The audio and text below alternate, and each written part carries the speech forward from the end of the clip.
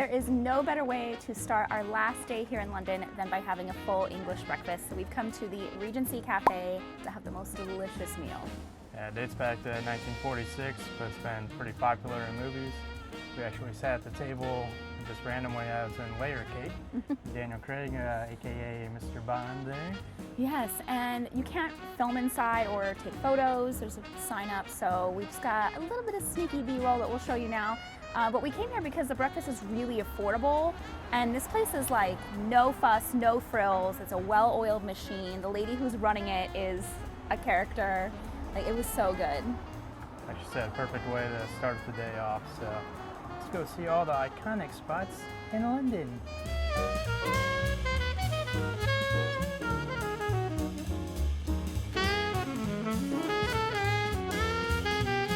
So we're starting out the changing on the guards. We're at Friary Court, which is where they actually like check their uniforms, inspection, and the band plays a little bit. And then they come out and march down the road.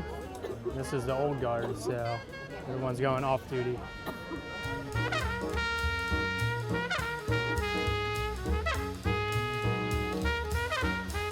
The soldiers will take up the whole roads with the horses.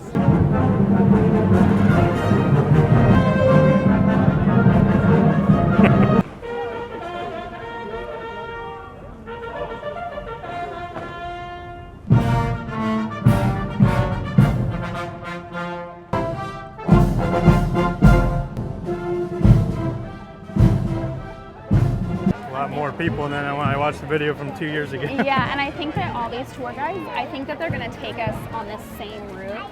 Like, they're taking all these people on the same route that we're going to get all the different views of changing of the guard. So secret's out.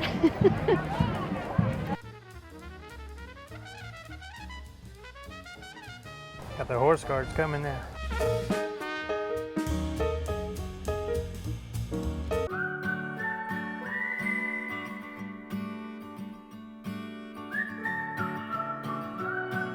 So if you want to come to the changing of the guards, just make sure you do a quick Google search to see what time it is. June and July, it's every day, and then the rest of the year, it's only 4 times a week.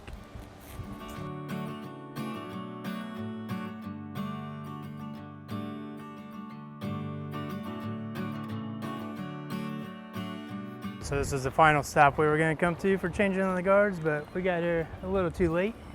So now we're just going to go explore St. James's Park.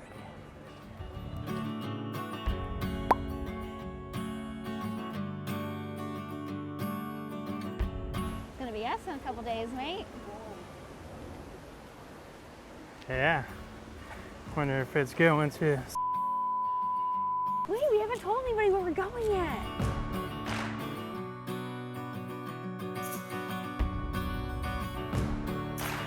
What are you looking at over there, mate? One of the, what, like one of 140 species of birds that are found here in St. James Park.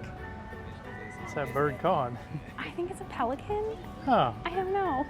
Yeah, it was a gift from the Russian ambassador in the 1600s. Really? Yeah, and then they started populating and they're protected. Oh, interesting. Yeah, it was like a gift to King James I, I believe. The more King you know. Charles II. We're not historians, people. We're just people who like to explore and sometimes spout random facts that may or may not be true.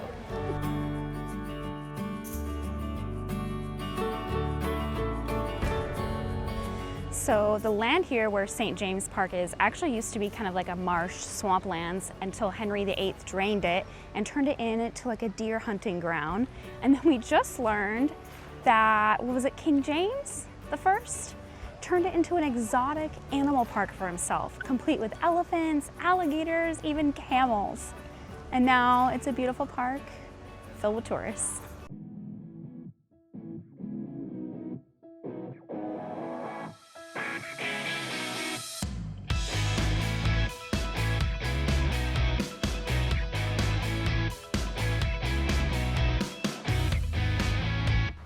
So on our way from St. James's Park, walk over to Westminster Abbey, but we cut through the horse guard passage, and at noon, there was a change in the guards there too.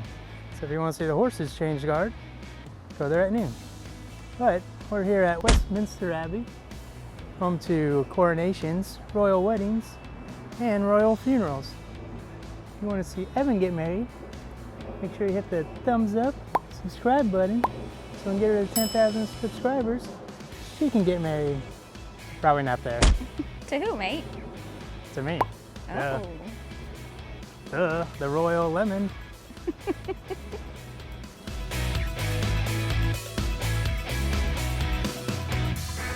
Big Ben!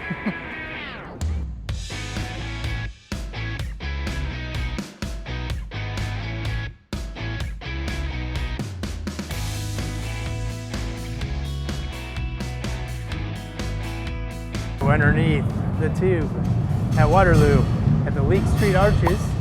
Started out as a graffiti convention, like festival, but now it's just kind of campus for all the graffiti artists, international and local. And then there's like bars and restaurants and nightclubs that open up at night too. So pretty cool to check out if you're on the way to the Waterloo tube station.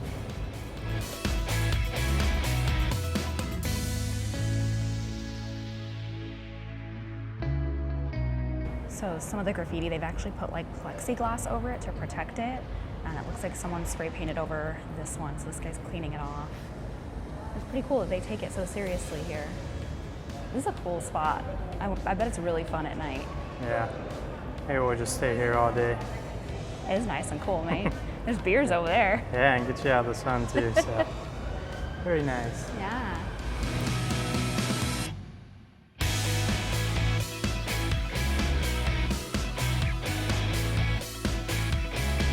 Cheese toast.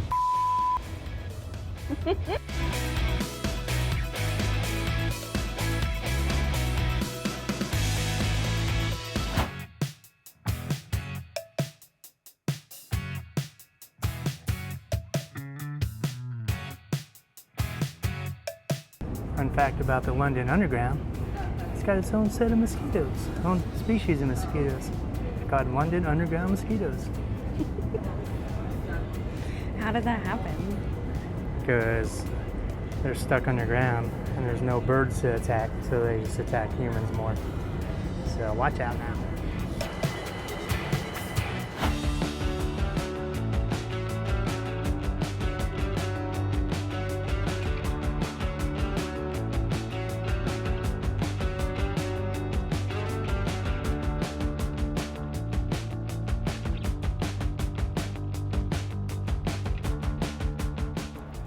Alright, so we made our way to the Brick Lane and got this Brick Lane bagel bake. So it's got salt beef, mustard, and pickles. Can get a little messy. They're famous for these sandwiches, right? Yeah, famous for this. There was 2 locations that they were battling about, and then they actually shut down the other one, so stuck to the bag. So, whoa! So salt beef, gherkins or pickles, and yellow mustard. No.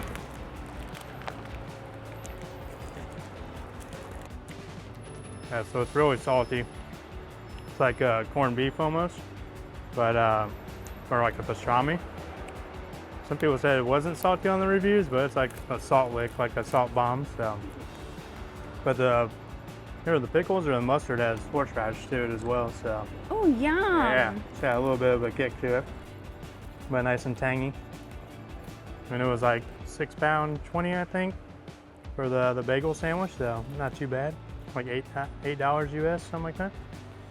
But get quite a bit of salt beef with it. So see what Evan thinks of it. All right. My gosh, mine's already falling apart, mate. Yeah, I had to piece mine back together. Yeah. I should mention too, there's usually a queue outside of this place, but actually it goes pretty quick. I don't think we waited more than 7 minutes. Yeah, and we started outside the door, so. Oh my gosh, Jesus. This is really messy. There we go. Pack it in there though.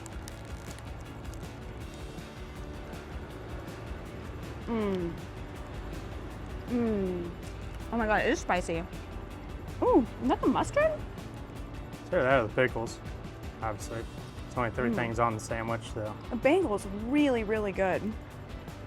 Yeah, And it's like 24 hours too, so they're constantly baking the bagels. It's interesting because the reviews online were super mixed. Like there's a lot of really great reviews and a lot of really bad reviews as well. But I feel like a shop like that, like you're just coming in to order and leave. Like it's not an experience when you go in there. You just want to get your food and get out. And that's what we did.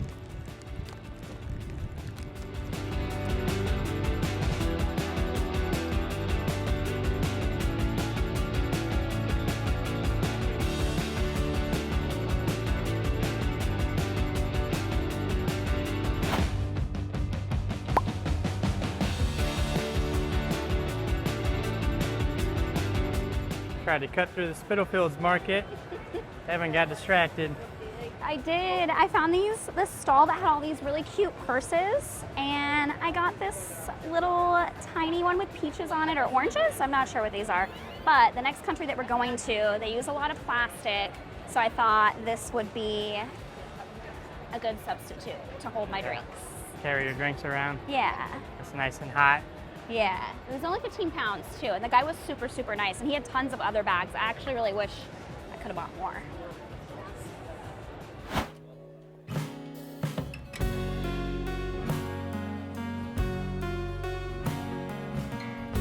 All right, so we had to make a quick pit stop to have a cocktail. If you come to London and you're looking for somewhere affordable to drink, look for literally any Wetherspoons pub.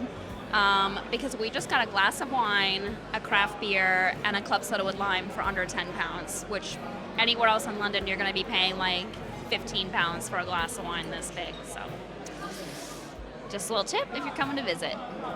Cheers, mate.